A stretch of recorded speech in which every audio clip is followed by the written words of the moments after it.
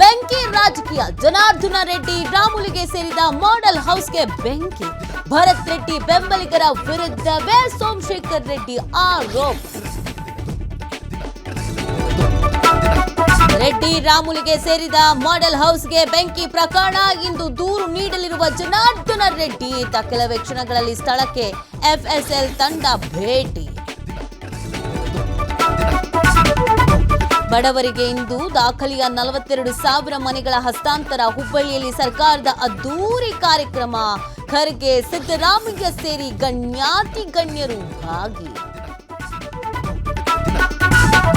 ಹಾಸನದಲ್ಲಿ ಇಂದು ಜೆಡಿಎಸ್ ಶಕ್ತಿ ಪ್ರದರ್ಶನ.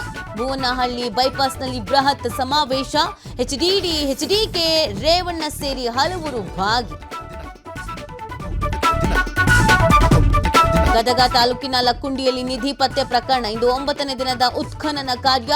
ಕೋಟೆ ವೀರಭದ್ರೇಶ್ವರ ದೇವಸ್ಥಾನ ಬಳಿ ಉತ್ಖನನ.